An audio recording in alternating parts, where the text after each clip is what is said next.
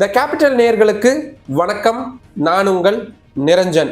தமிழ்நாடு சட்டப்பேரவை தேர்தலுக்காக அரசியல் கட்சிகள் மிக மும்முரமா தயாராயிட்டு வரதை பார்க்க முடியுது. இதுல அதிமுக கட்சியில தான் நிறைய மாற்றங்கள் அப்படின்றது நிகழ்ந்துட்டு வரக்கூடிய சூழல்ல அதுல மிக முக்கியமான இன்னொரு நபரும் சேர்ந்திருக்கிறாங்க. அதுவும் கிட்டத்தட்ட அதிமுகவுக்கு எதிரான ஒரு நிலைப்பாட்டை அவங்க எடுக்க தயாராக இருக்கிறாங்க. யார் அவங்க, என்ன செய்ய காத்திருக்காங்க, அதைத்தான் இந்த வீடியோவில் நம்ம விரிவாக பார்க்க இருக்கிறோம்.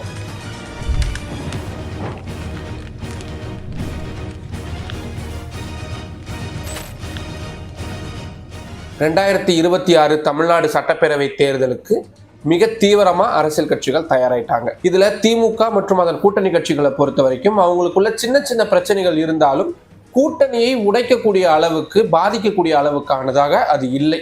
அவங்களுக்குள்ள இருக்கக்கூடிய சின்ன சின்ன பிரச்சனைகளை கூட சரி செய்யக்கூடிய நிலைமையில தான் அவங்க இருக்கிறாங்க. அதைத்தான் தொடர்ந்து அவங்க வலியுறுத்திட்டும் வராங்க. அதே நேரத்தில் எதிர்கட்சிகளா இருக்கக்கூடிய அதிமுகவுடைய கூட்டணியாகட்டும், இல்ல பாரதிய ஜனதா கட்சி தலைமையிலான தேசிய ஜனநாயக கூட்டணியாகட்டும் அந்த அளவுக்கு வலுவா இருக்கிறாங்களா அப்படின்னா பலத்த சந்தேகம் தான். அதுல அதிமுகவை பொறுத்த வரைக்கும் கூட்டணியில் இருக்கக்கூடிய தேமுதிக உள்ளிட்ட கட்சிகள் கூடயும் முரண்படுறாங்க. மாநிலங்களவை உறுப்பினர் தர்றதுல சிக்கல் இப்படின்னு நிறைய விஷயங்கள் இருக்கு. இன்னொரு பக்கம் தேசிய ஜனநாயக கூட்டணியை பொறுத்த வரைக்கும் தமாக மாதிரியான சில கட்சிகள் தான் இருக்கிறாங்க. அதிலும் அவங்களும் பெரிய வாக்கு வங்கிகள் வைத்திருக்கிறாங்களா அப்படின்னா சந்தேகத்துக்குரிய விஷயம்தான்.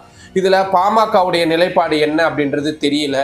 குறிப்பா அவங்க இந்த வக்ஃபு மசோதாவை பொறுத்த வரைக்கும் மாநிலங்களவையில அன்புமணி ராமதாஸ் அவைக்கே வராம ஆப்சென்ட் ஆயிருக்கிறாரு. அதே நேரத்துல தமிழ்நாட்டுல எதிர்ப்பு பதிவு செஞ்சிருக்கிறாங்க. இப்படி அவங்க ஒரு இரட்டை நிலைப்பாட்டில் இருக்கிறாங்க. அப்படின்றதுனால தேர்தல் நேரத்தில் என்ன மாதிரியான நிலைப்பாட்டுடன் இருப்பாங்க அப்படின்றது பலத்த சந்தேகம். இன்னொரு பக்கம் அதிமுக கூட்டணியும் பாஜக கூட்டணியும், இதுல இவங்க அதிமுக பாஜக இரண்டு பேருமே மீண்டும் இணையறதுக்கான சுமூகமான சூழல் எல்லாமே கணிஞ்சு வந்திருக்கு அப்படின்றத சொல்ல வேண்டியதா இருக்கு. எடப்பாடி பழனிசாமி அவர்கள் டெல்லிக்கு வருகை, அதுக்கப்புறமா அமித்ஷாவுடனான சந்திப்பு, அதுக்கப்புறம் பாஜகவுடைய மாநில தலைவர் அண்ணாமலை வருகை, அதுக்கப்புறமா அண்ணாமலை அவர்கள் ஓரங்கட்டப்படுறது, நிர்மலா சீதாராமனுடைய சென்னை பயணம், பிரதமருடைய தமிழ்நாடு பயணம் அப்படின்னு கிட்டத்தட்ட அதிமுக பாஜக கூட்டணியை அடுத்தடுத்து உறுதி செய்யக்கூடிய நிகழ்வுகள் அப்படின்றது நடந்துட்டு வருது. இதுல இறுதி முடிவு அப்படின்றது பிரதமர் நரேந்திர மோடியால தான் எடுக்கப்படும். ஏன்னா அண்ணாமலை அவர்களை பெரிய அளவில் நம்பக்கூடியவர் பிரதமர் நரேந்திர மோடி.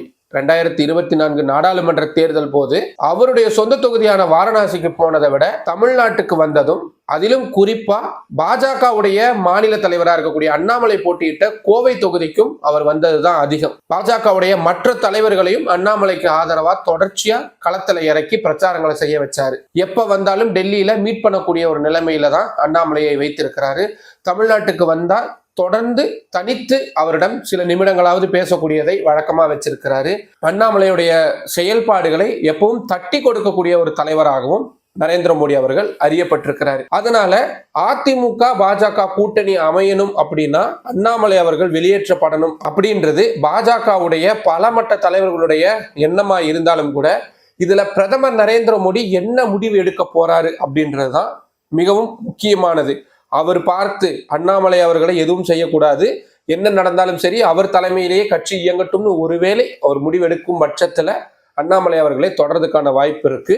ஆனா நமக்கு கிடைக்கக்கூடிய தகவல் படி பிரதமர் நரேந்திர மோடி கிட்ட அண்ணாமலைக்கு எதிரான காய் நகர்த்தல்களையும் பாஜக நிர்வாகிகளை மேற்கொண்டிருக்காங்க. குறிப்பா மத்திய நிதியமைச்சர் நிர்மலா சீதாராமன் ஏப்ரல் 5ஆம் தேதி சென்னைக்கு அவங்களுடைய கட்சி சார்ந்த நிகழ்வுக்காக வந்திருக்கிறாங்க. அதுல அடுத்த நாள், அதாவது 6ஆம் தேதி பிரதமர் நரேந்திர மோடி தமிழகம் வரும் பொழுது யார் யாரையெல்லாம் அவர் சந்திக்க வைக்கணும், என்னென்ன மாதிரியான முக்கிய விஷயங்கள்லாம் பேசப்படணும் அப்படின்ற மாதிரியான நிறைய அம்சங்கள் விவாதிக்கப்பட்டிருக்கு.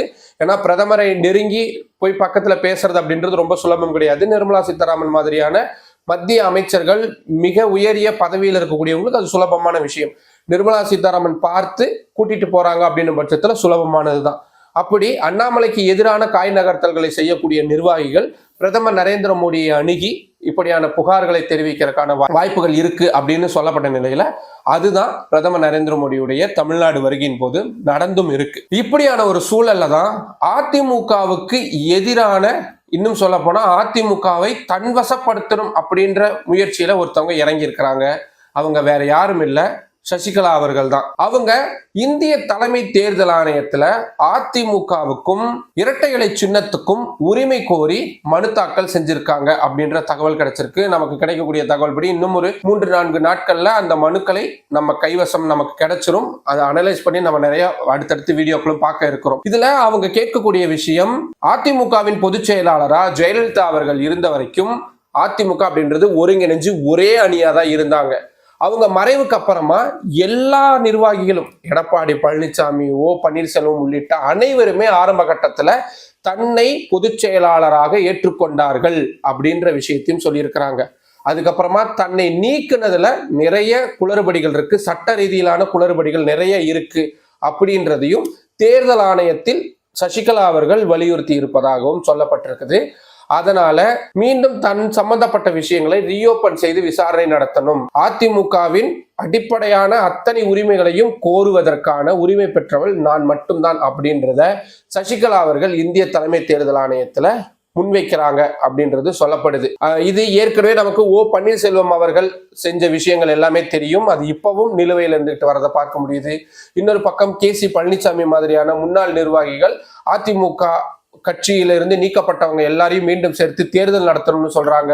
பெங்களூரு புகழேந்தி கிட்டத்தட்ட அதையே தான் சொல்றாரு. ராம்குமார் ஆதித்யன் மாதிரியான முன்னாள் நிர்வாகிகள் தேர்தல் ஆணையத்துல தொடர்ந்து இது சம்பந்தமான வழக்குகளை நடத்திக்கிட்டே வரக்கூடிய சூழல்ல புதுசா சசிகலா அவர்களுடைய சட்ட போராட்டம் அப்படின்றது அதிமுகவிற்கு மற்றொரு சிக்கல் அப்படின்றதுதான் நம்ம பார்க்க வேண்டியதா இருக்கு.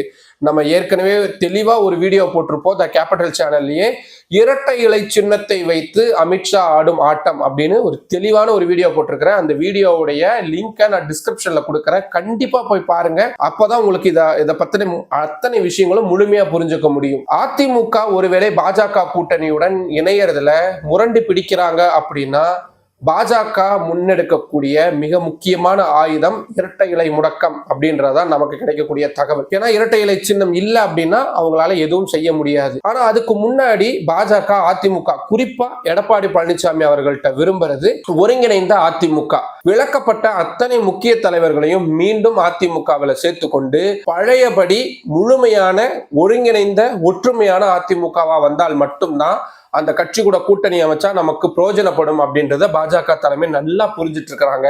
அதனால எடப்பாடி பழனிசாமி அவர்களுக்கு அதிமுக பொதுச் செயலாளர் பதவி, இரட்டை இலை சின்னம், இதை இரண்டையும் வைத்து இன்னும் வரக்கூடிய நாட்கள்ல அதிக நெருக்கடிகள் வரும் அப்படின்னு எதிர்பார்க்கப்படுது.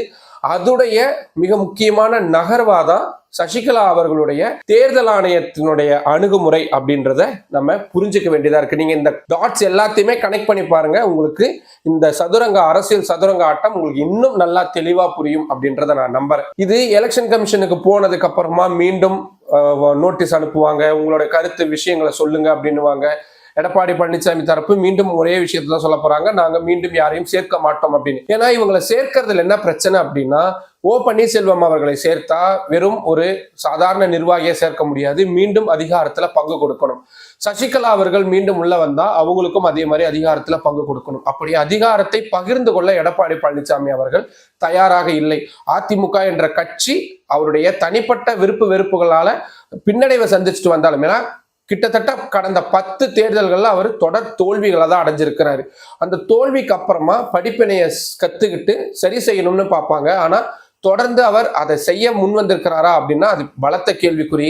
அதை செய்யக்கூடிய இடத்துக்கு இப்போ பாஜக வந்திருக்கிறாங்க. பாரதிய ஜனதா கட்சியினருடைய நெருக்கடி காரணமாக எடப்பாடி பழனிசாமி ஒருவேளை அந்த ஒருங்கிணைந்த அதிமுக அப்படின்ற இடத்துக்கு வருவாரா அப்படின்றதுதான் எழுந்திருக்கக்கூடிய மிக முக்கியமான விஷயம். சசிகலா அவர்களுடைய இந்த புதிய நடவடிக்கை அப்படின்றது இன்னும் அந்த கட்சிக்குள்ள நிறைய சிக்கல்களை ஏற்படுத்தும் அப்படின்ற மாதிரியான யூகங்களை தான் நம்மளும் முன்வைக்க வேண்டியதா இருக்கு. ரொம்ப இன்ட்ரெஸ்டிங்கா இருக்குல்ல?